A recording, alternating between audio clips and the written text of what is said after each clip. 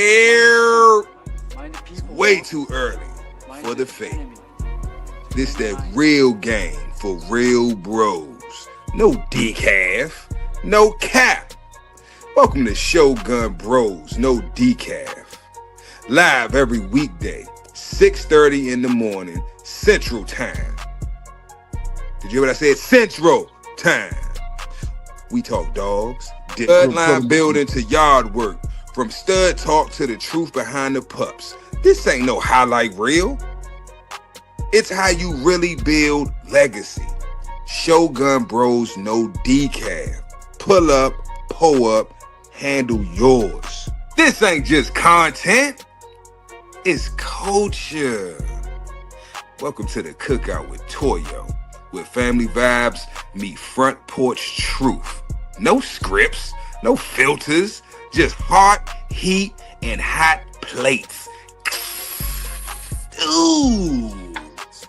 Step up with elevated perspective, with elevated game for grown men and women building mind, spirit, and vision. And men at work with pimps over simps. Choice. Real convos, no cap, all purpose for the men behind the mission. 3 shows, 1 network, all gas, no decaf. Put no creamer in my man. Look, Shogun Unlimited, man. Press play and get man. Come on, press play, press play. Yo, yo, yo, what's good, big dog? Yo. Yo. Hey. What's happening, man? Same old same. What's up with y'all? Toyo, you know what it is back in here, like I left my wallet and keys, man. Yes, sir. Yeah, man. Yeah. This morning, y'all know, for those of y'all who are new to the show, man, we got an infomercial at the beginning to kind of break it down for y'all, the show list on the channel. But today's topic on Shogun Bros, this show, is studs ain't for everybody. Studs ain't for everybody. So that's gonna be the topic we're gonna cook on today, man. Y'all know how we do. We come in, we do a quick roll call, give y'all some basic information about what's going on with Samurai Kennels, the digital dog show, and all that good stuff, and then we get up to the cook up. So make sure y'all get in here, hit that like button, subscribe button, notification bell, share it to everybody who you think might be interested in it, and then we're gonna keep it pushing, baby. We're gonna keep it pushing. Big Hill, Big A, y'all got anything before we start getting to this roll call? No, sir, man. I just know we're gonna start with a couple of quotes, man. Today, man, a good stud proves his worth over time, not over hype. Yes, sir. Let's see you in the chat, man. Okay. So first of all, first in the building this morning is none other than the legend, Hard Finish Kennels. Salute, big dog. Hard Finish. H&F. Hey. Then we got the great brother Wes Walker in the building. Salute. Salute. Followed up by Elevated Kennels in the building. Hey, elevated. Salute. Everybody's real MVP, Dickie Mother Loving Foster in the building. Foster, what's happening? My bulldog brother Dickie. Bobby Digital. What's good, big dog? Hey, D. Yes, sir. Bobby Dickie. Bobby. D-I-G-I. Yes, sir. Yeah, there he is. Viking. Glad you can join us today. Valhalla, is that what they say? Yeah, man. He said them dogs bringing Ragnarok. City Boy Kennels in the building. Hey. Yes, sir. City boys. Yeah. Brother RBG. On the wolf. Yes, sir. Salute the wolf. RBG. Hey. Dirty Dog Kennels in the building. What's good, big dog? What's good? Salute. Who else we got in here? Walnut PA. What's good, big dog? Salute, big bro. Salute. Hey, what's happening? Walnut. Yeah. Miss McFarland in the building. Good morning, Queen. Yes. Queen. Salute. Walking out the door right now. Yes, sir. Tim Hendricks in the building. What's good? What it do? Hey. Tim Hendricks. Salute. What's going down? Timmy. All right, y'all. Let me go ahead. As y'all come through, we continue to Shout y'all out throughout the show. You know what I'm saying? Costa and Kyle came through right on time. Salute. God. Yeah, man. Y'all know we got to pay these sponsors with the intro. And the topic for today is studs ain't for everybody. We're going to get to this clip up for y'all real quick. But let me go and pay these sponsors with the intro.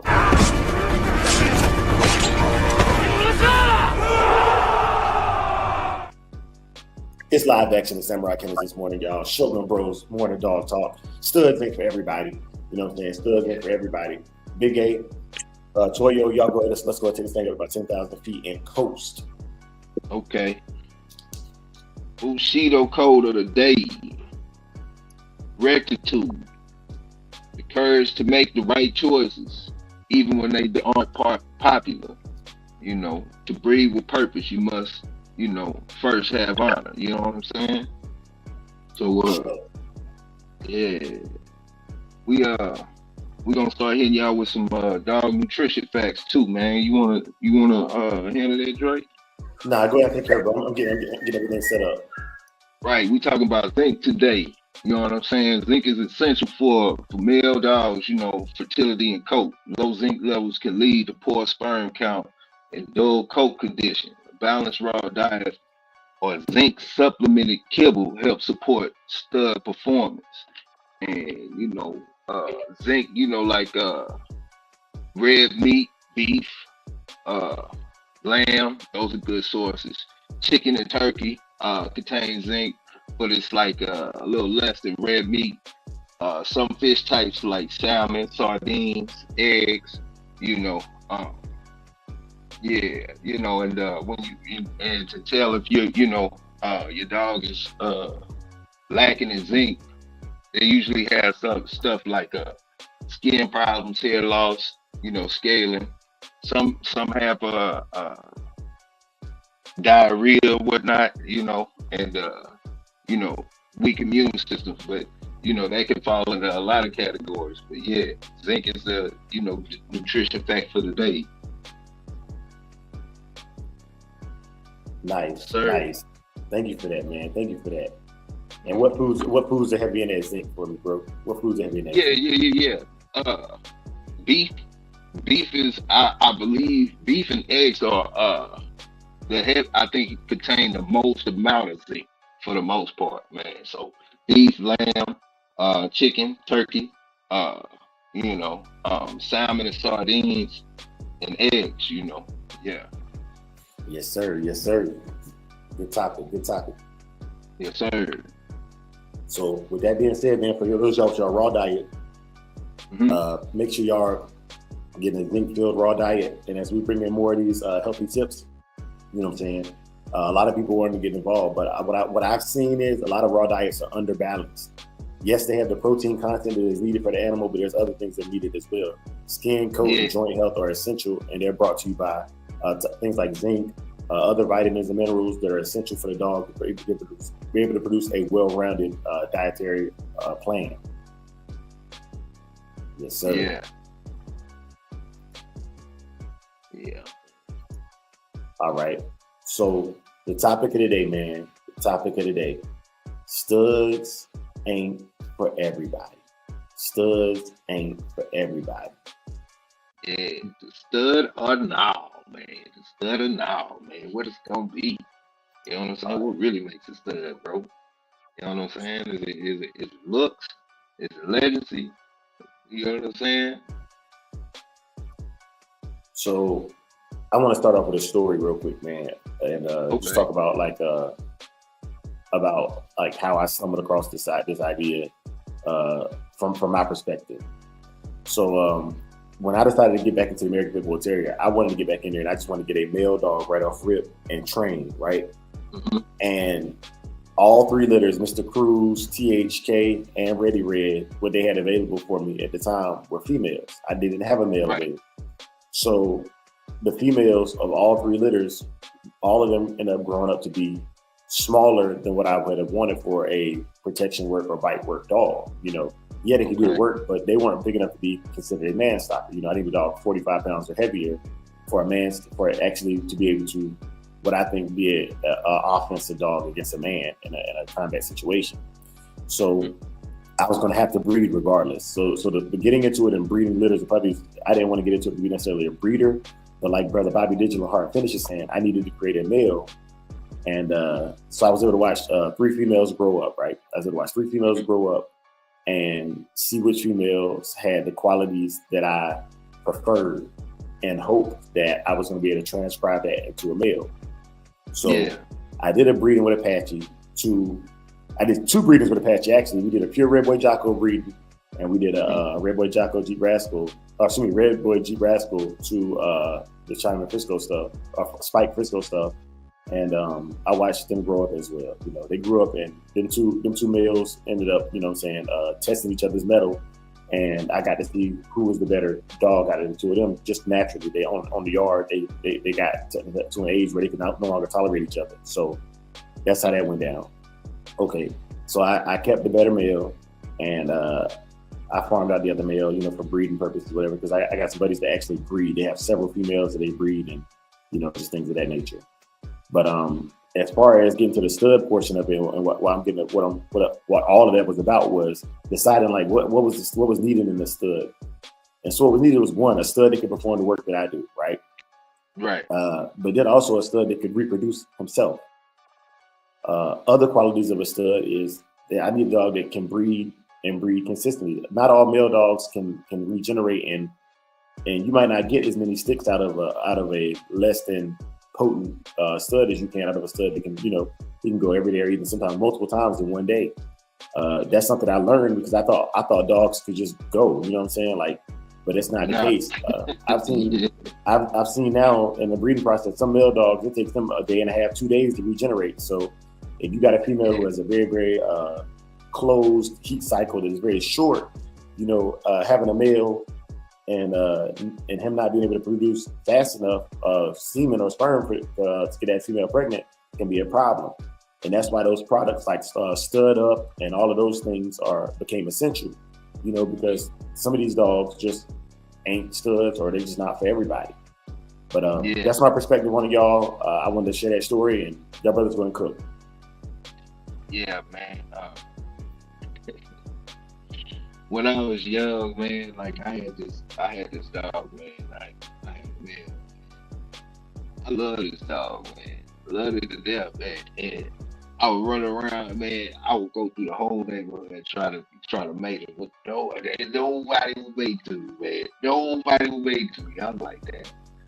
All right, man. So you know, that was one of my lessons that I learned. You know, just because I'm looking at a dog and I like what I see, if everybody else can see it, and you know, I must be looking at it from the wrong perspective. So that was a lesson that I had at a young age, man. That's what made me start messing with females too, you know, to be honest, you know. But yeah.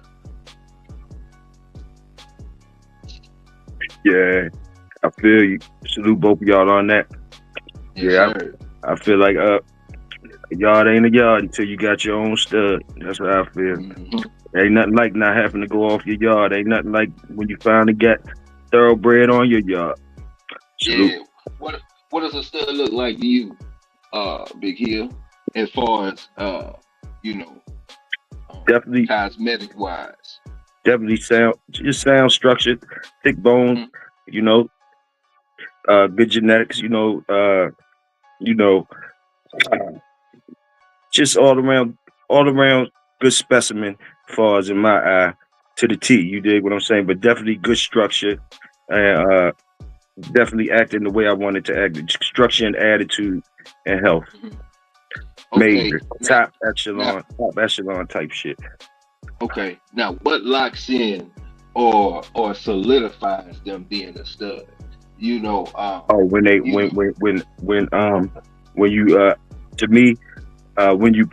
you bred them to like 3 females and 3 different females, mm-hmm. and you seeing them in all 3 of them. You see it.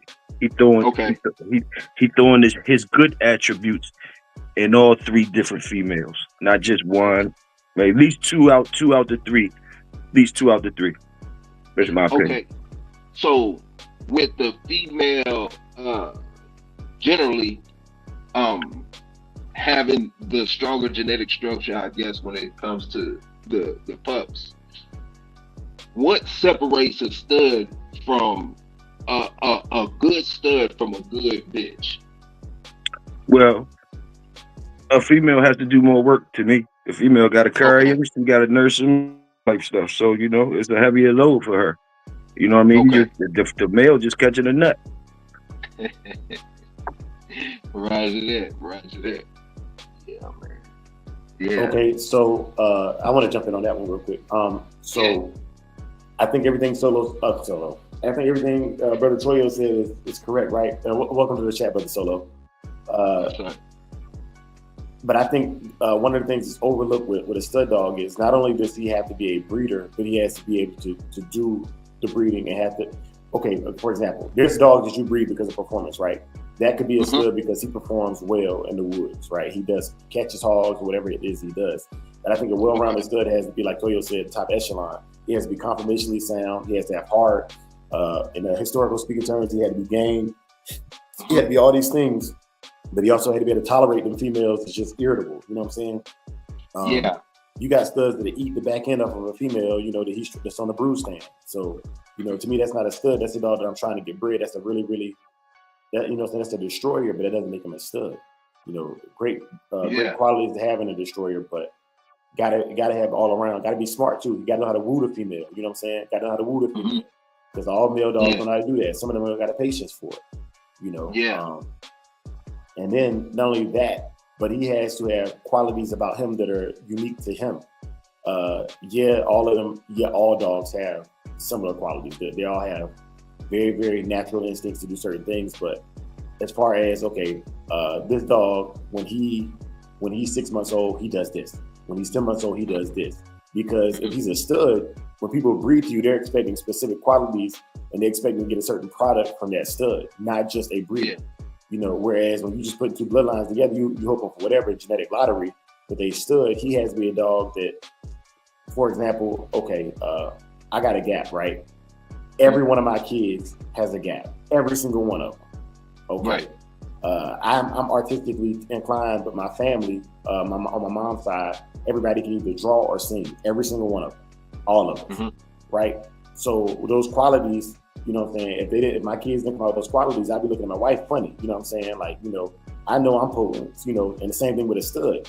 If you're propagating your dog as a stud and people come to you and they don't see some of them qualities, if they don't see some of them qualities out of that stud, that dog wasn't a stud, it was just a breeding they made, you know what I'm saying? That female carried that breed.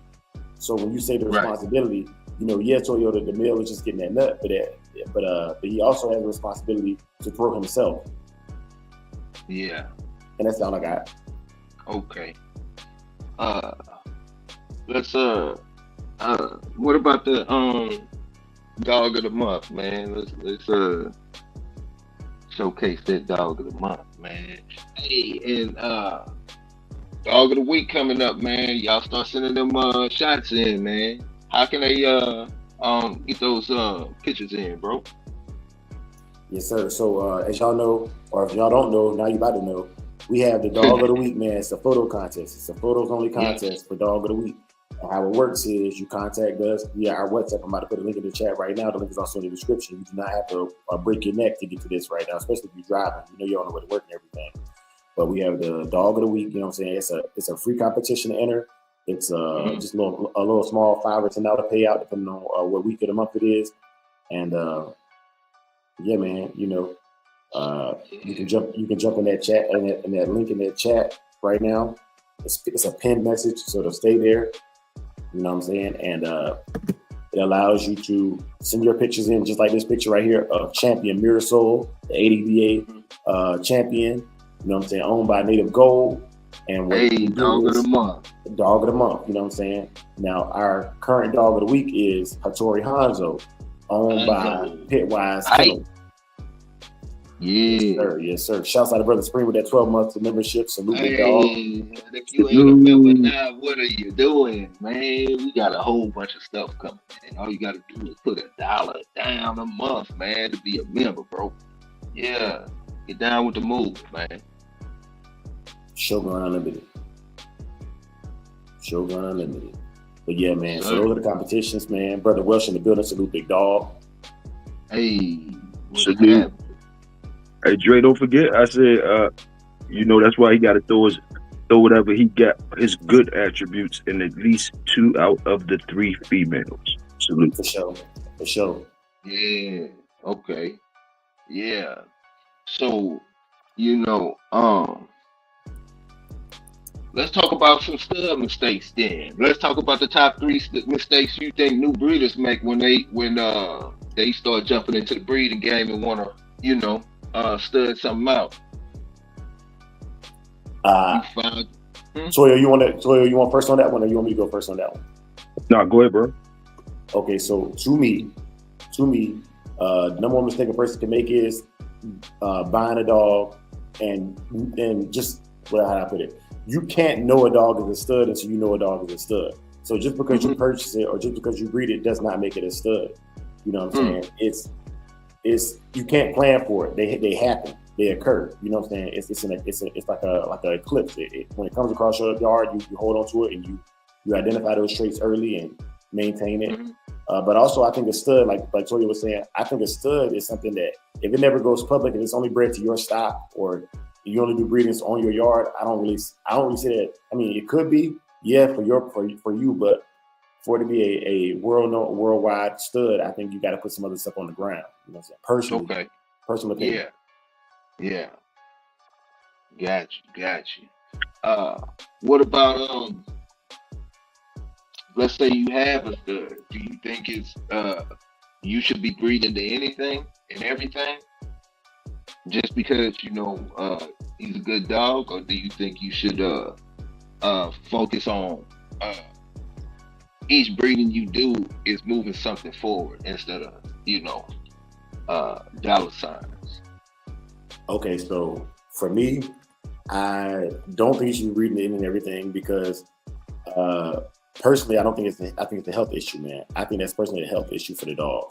And what I'm saying is, all right, you got things like babesia, brucellosis, and a lot of other saliva-driven or DNA-driven things that can be transferred from dog to dog. So that's my verse of 2 breeding outside of my yard or breeding outside of dogs that I know where they've been to. But to approve females, approve bitches, that is absolutely to me an essential. But this is what I'm talking about. Like when they say to approve females only, they're not just talking about girls that work.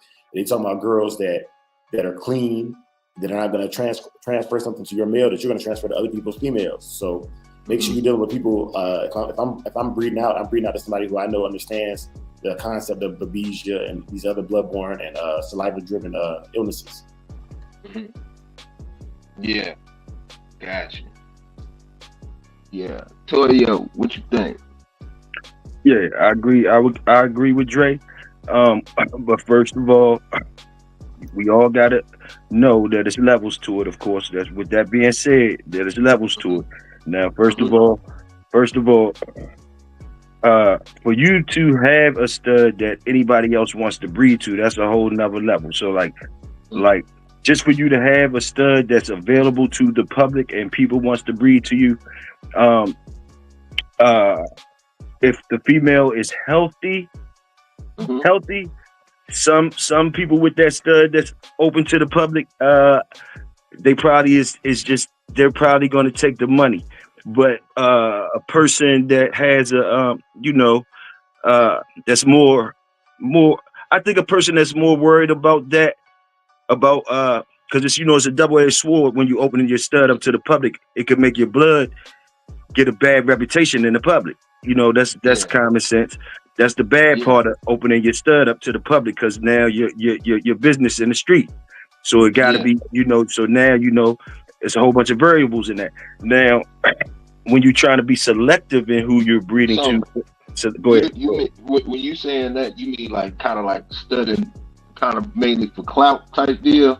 No, it ain't really for clout, because basically I would never say that, because I say you can't take away the work that made that dog available for the public. It must have did something. It must for it to be available for the public for breeding, and people was actually paying stud fees to this dog.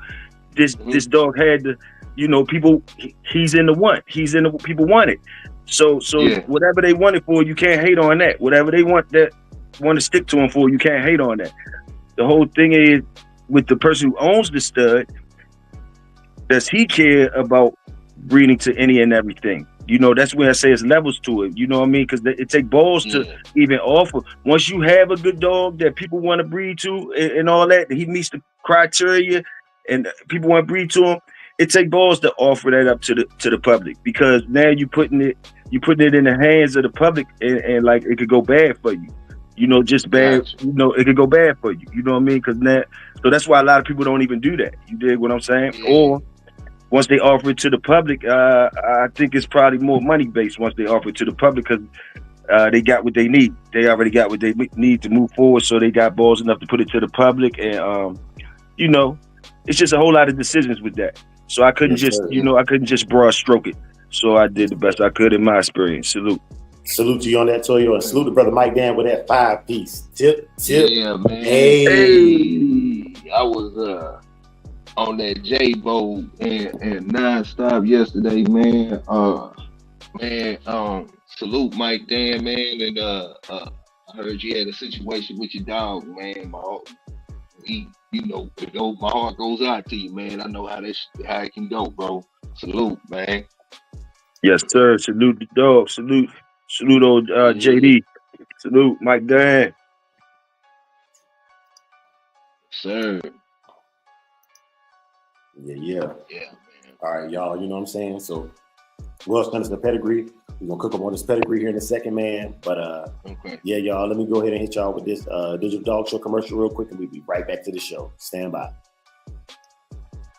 The Samurai Kennels Digital Dog Show, where elite dogs from around the world come to compete, flex, and show off what they're made of.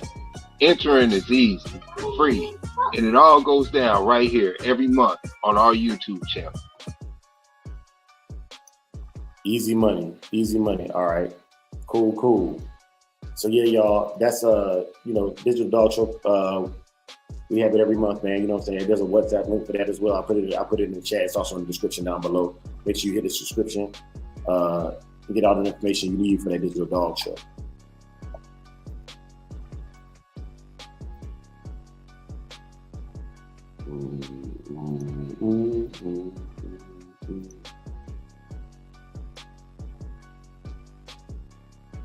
Yo, Big A, you there? Yeah, you there? Yeah, I'm here. Can you hear me? Yeah. So check this out. So what is this? Are we looking at a stud here? So I'm assuming so, because Brother West is pretty good about having a dog or having input on the show. So I want to check this out real quick.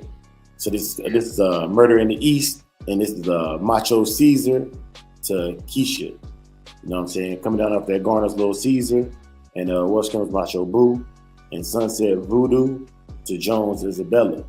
You know what I mean? This dog has got a heavy Garner influence. Ooh, you got that Lionstone Kennels. Hold up. Yeah, that Macho Caesar dog bred up good, man. That Macho Caesar, I got that Lionstones and my stuff too. And that Red Boy Jocko, Bolio Tombstone Kennels, Macho Bear too.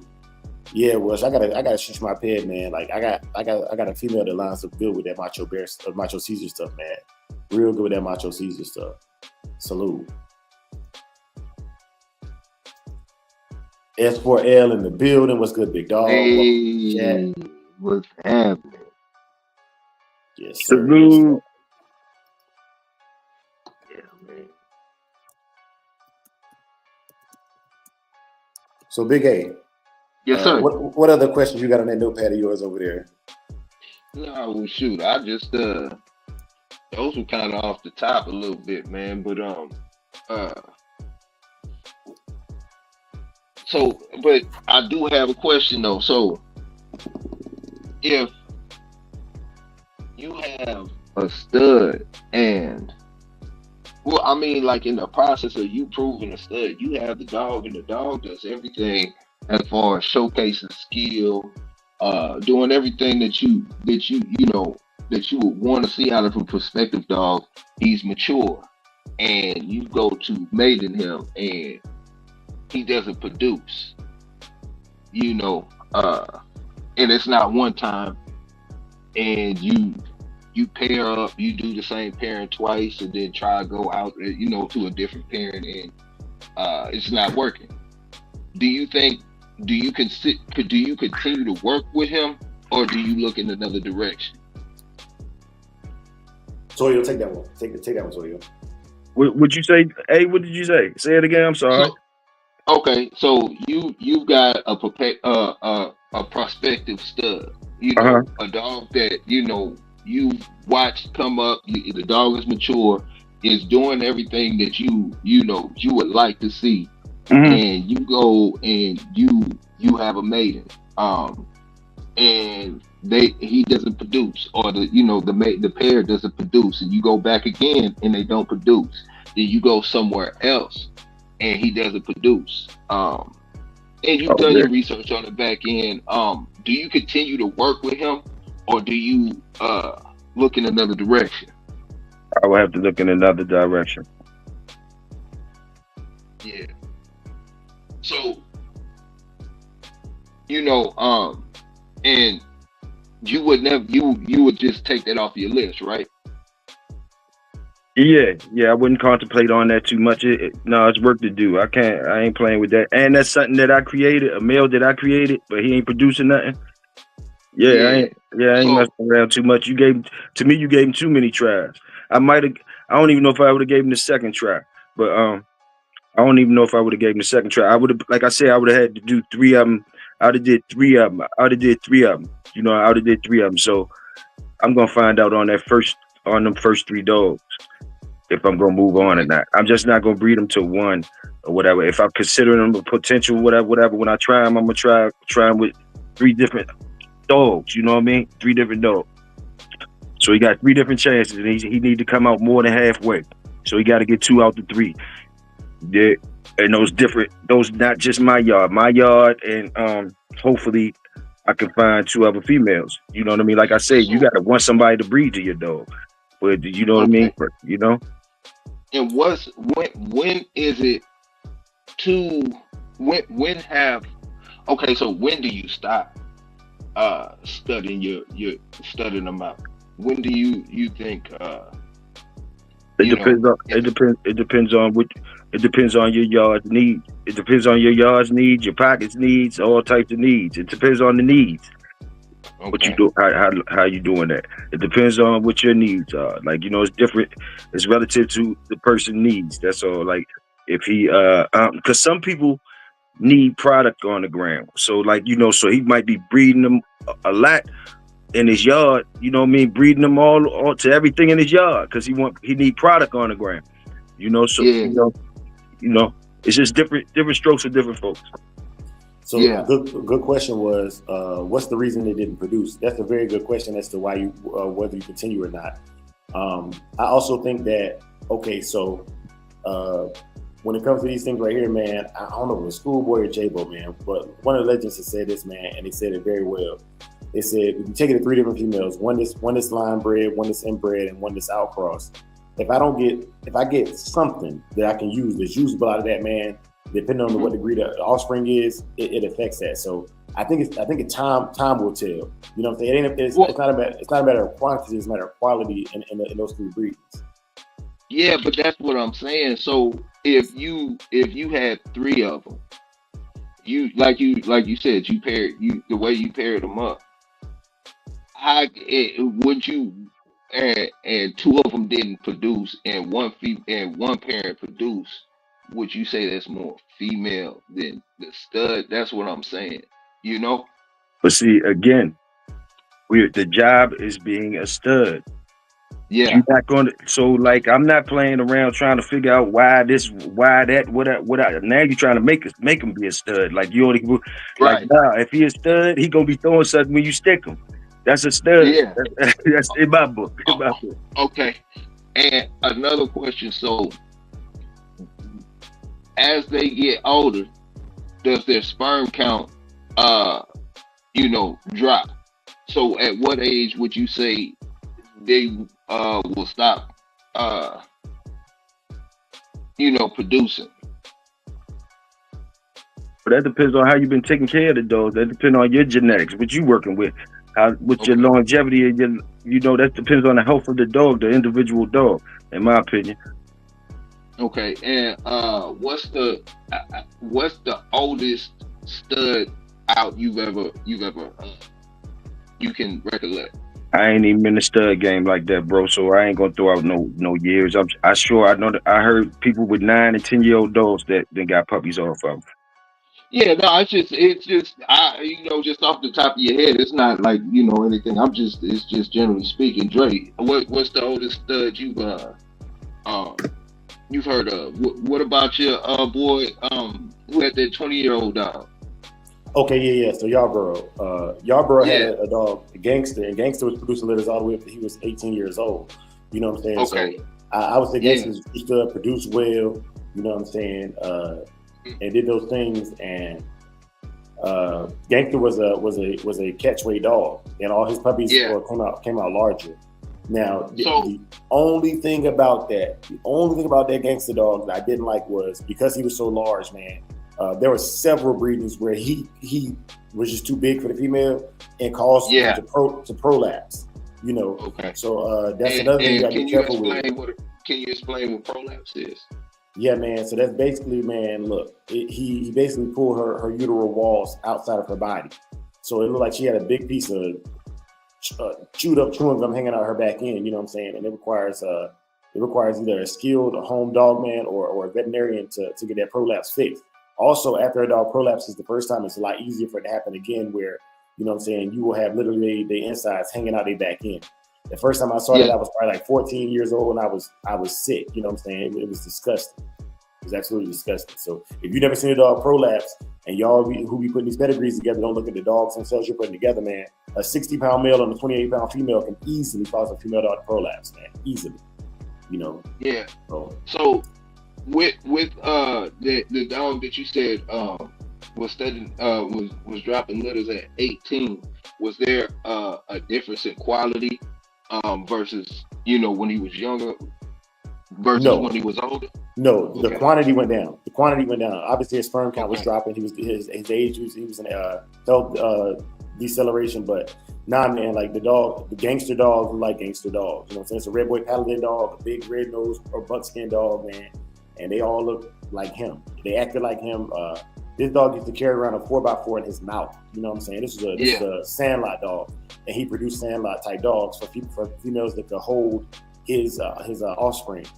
But I seen females die giving birth to his offspring because they just too big. You know what I'm saying?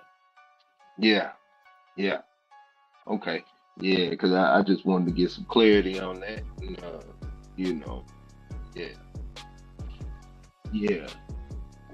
So hey Dre, I never got that email. I don't know. I never found it. The one you was gonna let me have the wheel and shit, but I ain't see it. Oh, I dropped it again, bro. It's no problem at all, man. I dropped it to you today when we get off of here. You know what I'm saying? Yeah. I'm gonna drop it to you right in the middle while you cooking up in the right in the middle while you cooking up in the cookout. I'm gonna drop it to you and harass you in the chat. Yeah. Supreme say 12 years old. Wealth say 12 to 16. Big C said I bred an 11-year-old son down from STP Nasty. My brother to Miss Moneymaker. Bobby Digital, my oldest female, threw her last litter at 12.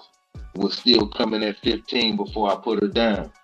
Big C, my male produced at the age of 13. Yeah, see? Okay. The numbers are starting to average out, Yeah. Yeah. That being said, my stud's career on my yard.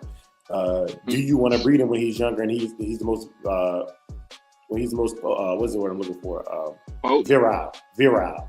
Yeah, okay. And so and the reason why I say that is in the older age you're gonna get smaller litters. You could get smaller litters. You're not to say you're going to, but I would say that 6 to 10 year mark is is appropriate. You've already had 6 years. So that means you've had a couple of years of breeding him just private stock and checking your stuff and farming them out and making sure you're the right people get them. So you know what you're producing, type bred. Now when you start doing your out crosses and stuff, you know what I'm saying? That's what I would be looking at. You know, that around that 5 to 6 year mark is when I would be open to the world. Once I got what I need off of him, I got a son off of him that I think is very, very well representation of what he was. Okay, so is there a difference between breeding them before they're mature? Is there a difference in the quality of the pups? Like, for example, if you were to breed him at a year old versus breeding him at 3. Okay, so to me, my belief is that for the male, I don't know. I haven't seen that, but for a female, I can tell you what I have seen with breeding a female too young. Personal experience, you know what I'm saying? It was me. I was being who I am, and I was being hard-headed, and I wanted to test the theories. So I tested the theory. And the things I noticed about the female, and I know we're talking about studs, but I just want to share this because the subject was broached. Breeding a female too young, not only was her body not prepared for nursing pups, but her mentality as far as rearing them was not the same as a mature female. As far as the nurturing, even lessons that, okay, Bacardi would correct her puppies, right? But it would be a motherly correction. But this dog saw the puppies as competition or as you know what I'm saying, not as her pups for, you know, after about 4 weeks. So they didn't get the nurturing that they needed in the pack structure or the developmental stages that they needed. Now, for the dog training aspect, even my sociability test that I do, my dog aptitude testing, is done between 42 days and 64 days of life. You know what I'm saying? So those puppies are still in that developmental stage where their personalities can be changed. And that young female definitely was not able to give them all the lessons they needed. You know what I'm saying? Because you don't do everything for your dogs. You're a good stud helps you produce a dog that's handleable. A good female helps you rear dogs that have the qualities that your yard has. My dogs don't dig because none of my females did. You know what I'm saying? Et cetera, et cetera. But that's my take on that. Yeah. Now mine is basically simple as this. As far as the males, the nut does not change. There's nothing you can do to enhance the nut. It's the nut, whatever the nut gonna carry is what the nut gonna carry, young or old. But basically, but except levels of, you know, potency. But the genetics is in the young nigga nut and the old. It's the same genetics. Now, only thing you gonna know different about the dog, only thing you can know is more about that individual dog himself. Was he a good dog? That's the benefit of waiting till they get older, waiting till it proves something, wait till it whatever before you breed them, because you know what that individual dog is doing, but you don't know nothing about the nut. The nut was still the same nut before you seen him perform, and before you seen him do flips, and before you seen him wall climb or whatever that nut before you seen him do that was the same nut. You ain't changing nothing because you put him in condition and he climbed the wall and broke a record. You did not change the nut. You did not change the nut. Salute.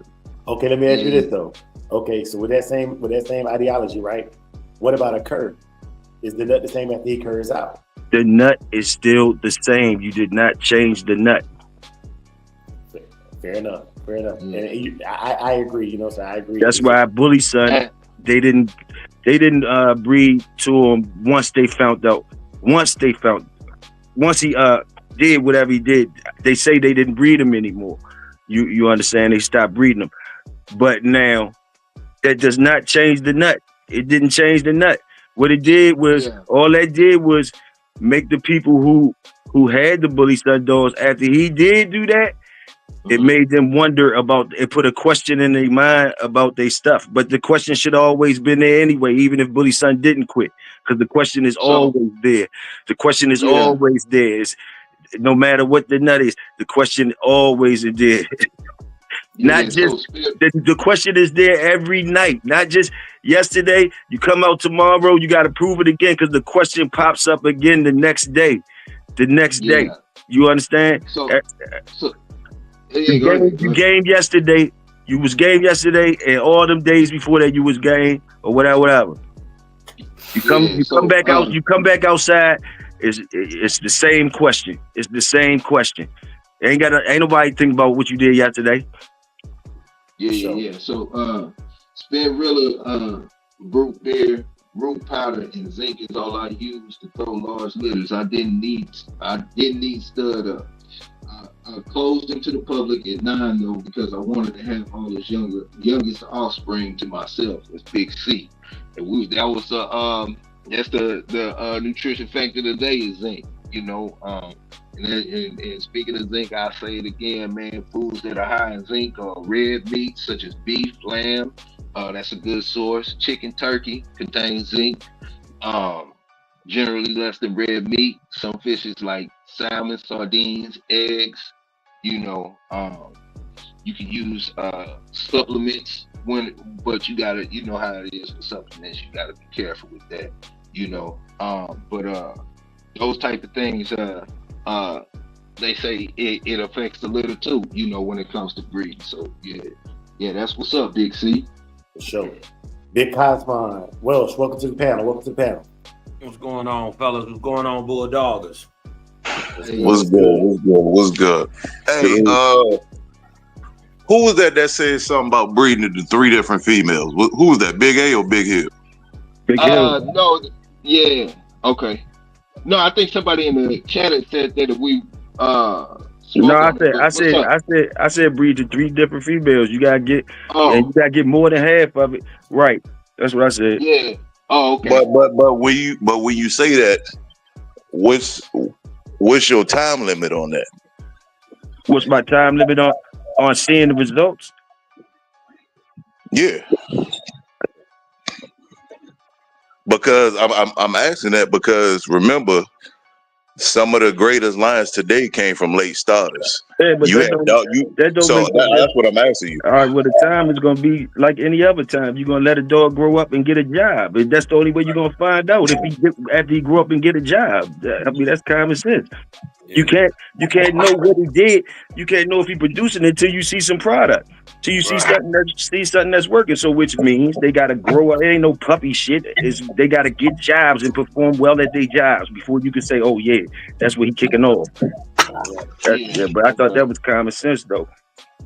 I mean, that's common sense, but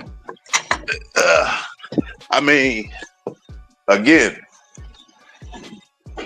I've taken dogs off of people's hands who said they was no good, and then the tables turned. So that's the only reason why I asked that, because we know how it go. And at 9 to 12 months, you can have something that's ready to do everything.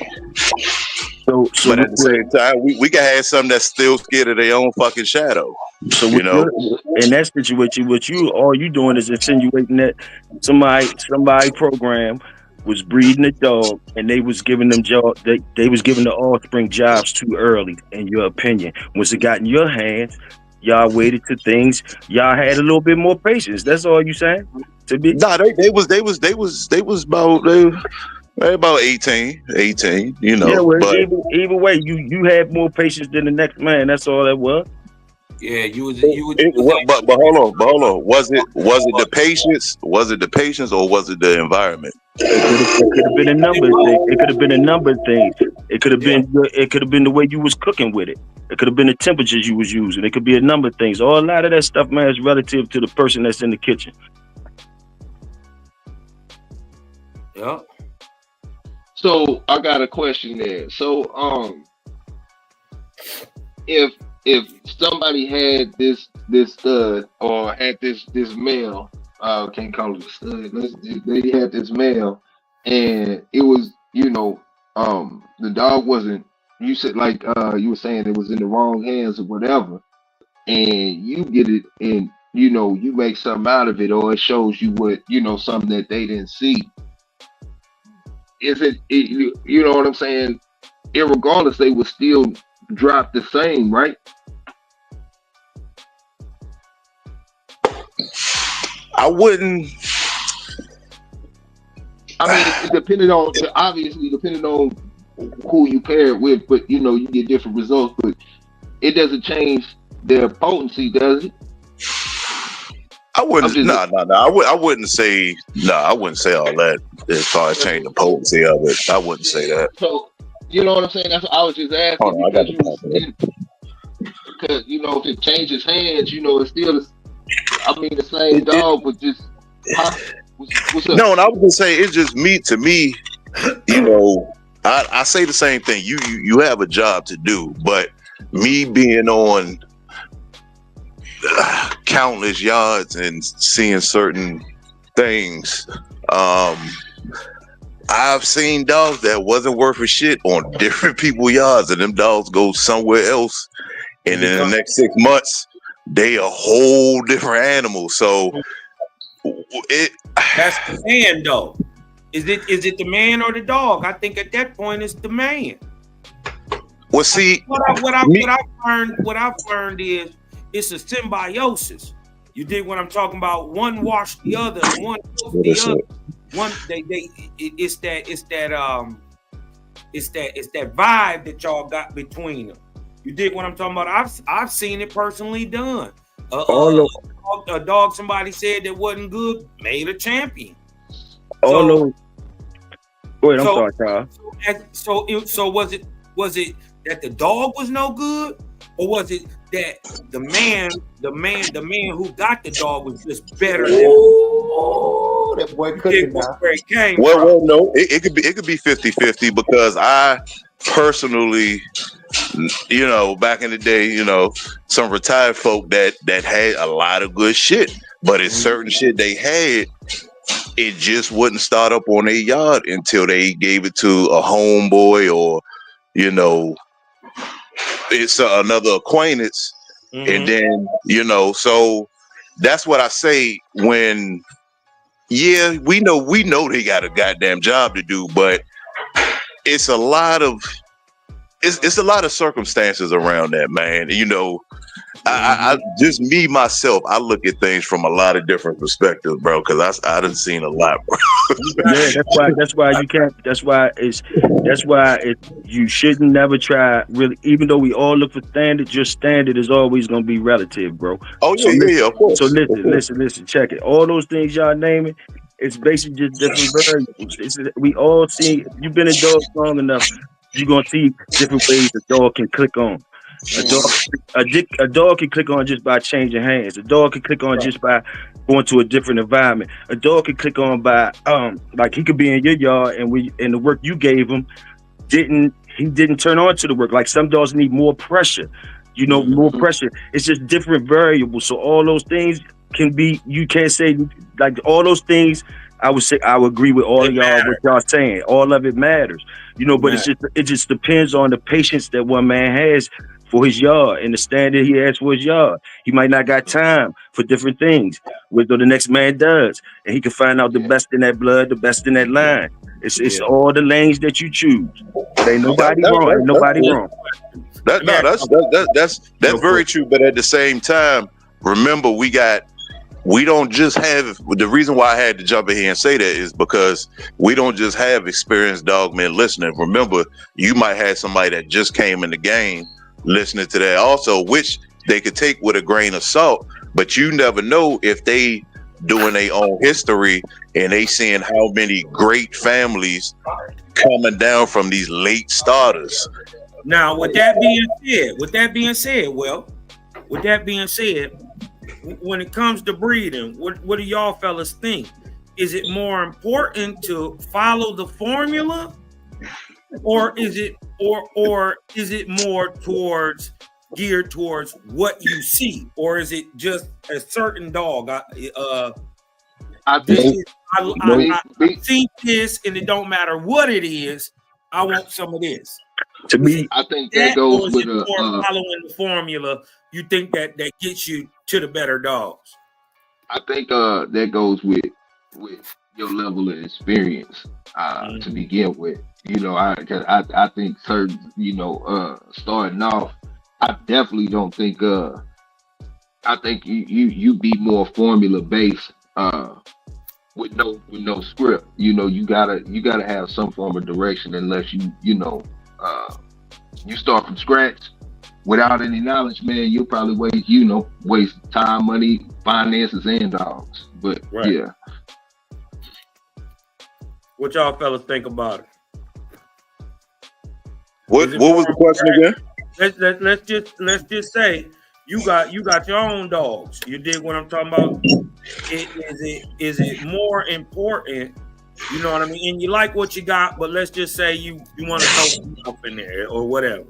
Is it more important to stick to the formula to go find that mouth, or is it, do you go find an individual that you like that may not be in the formula, but he seems to be throwing this, whatever it is you're looking for. I'm just saying, Mom. But whatever it is you're looking for, is it more important to go get that or to follow the formula?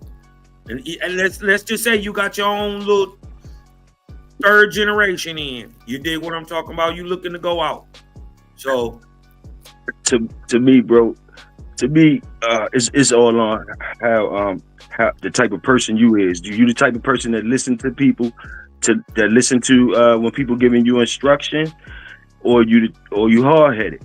So basically, like, a formula is out here. Now, if you know that you a beginner or a rookie or whatever, I would advise to go with the formula that people talking about until you find your rhythm. And then when you find your rhythm, you try, of course, we human beings, we gonna want some individuality in our shit. It ain't no sense you just being a cookie cutter. You know what I mean? You're gonna want to try some stuff. But I advise you to go use your resource, use the people before you as a template. Don't just always be like, oh, I'm gonna do it the opposite way. But that's, you gotta listen. You know what I mean? Because just because I said that, we all know we all was hard headed. They've been told us the formula. The old heads been told us what to do, but we all was hard headed. I mean, just going on my experiences. You know what I mean? But if you are one of those type of dudes, my advice is to you to listen to like Welsh and Schoolboy and Bo, all the things people saying, and researching all that. And then when you find your rhythm, it's like dancing. Then you go ahead and create something. But you got to find a rhythm. You got to find a rhythm first. That's all I'm saying. That's true. But if you 3 generations in on your yard, even if you go off your yard, long as you own the female, you controlling the breeds. If you 3 generations in, you should.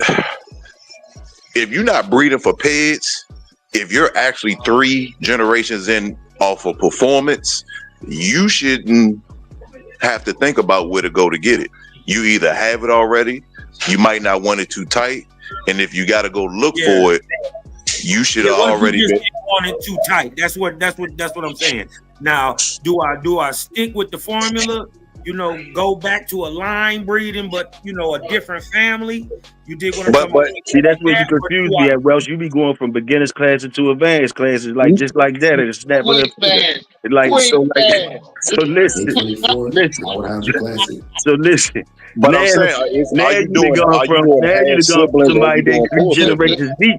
Now they 3 generations in the deep. We going back to what I said. Like, you in a good world now because you got your stud on your yard. That that's way different than the beginner classes. Now you confusing me. Now you switching up from the beginners to the advanced. What's going on? No. I'm asking because are you within that 3? Did you breed 2 belly mates? Did you do 2 half siblings? It's a lot of variables. That's what I'm saying. Yeah, but what I'm just saying is good. Let's just say it's working good. It's getting too tight. You get what I'm talking about? After the third one, I'm seeing, they good, but they have, maybe I'm a step down from my second breeding. Well, I would go personally. If I'm at my 3rd, I would look for some crunch that's probably in the 3rd generation of that dog. That way you going back in time and because remember, every time you breed, you push something back, but you still can pull something from the back and pull to the front without messing it up. Right. So I would look for something, not saying following the formula, but I would say staying within it. I would say staying within it. Yeah, I wouldn't say technically following, but I would say staying within it. If I look for a dog that's in that dog 3rd to 6th generation. Hey, Welsh, you know what I noticed?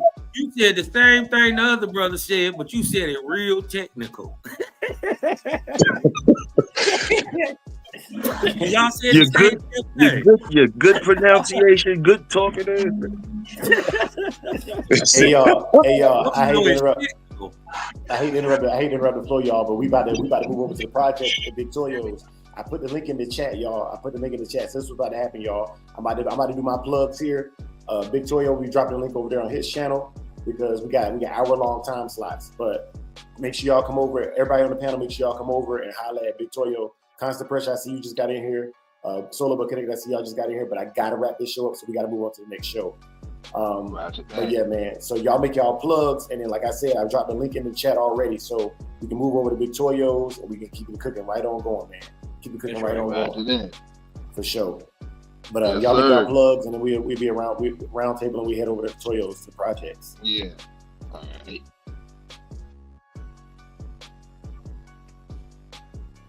Peace. Oh, damn, my fault. Hey, yo, I'm just in the zone. I was ready to go get on the grill. I'm ready to go over to the cookout, prepare for y'all. Come on over. So come on over, Welsh, and everybody gonna be cooking, eating over there. Big brother Welsh and Kaz and everybody in the chat. Come on over. We're gonna be eating. Yeah, man. And you know what it is, man. Big A back in here like I left my wallet and keys, man. We'll be back in here same time, same place tomorrow, man. And if you're going to the cookout, man, it's BYOB. Bring your own Bulldogs, okay? All right. Yes, sir. Y'all know what it is, man. It's your boy Dre. I like to end my show with a prayer and then the Neo Dogman chant for the love of the dogs, for the love of the game. We're gonna get right to it, and we're going straight to Toyos after this, man. Please bow your heads with me. If you pray, stay. If not, no smoke. May the Lord watch between you and me while we are absent, one from another. Amen. Amen. For the love of the dogs, for the love of the game. Peace.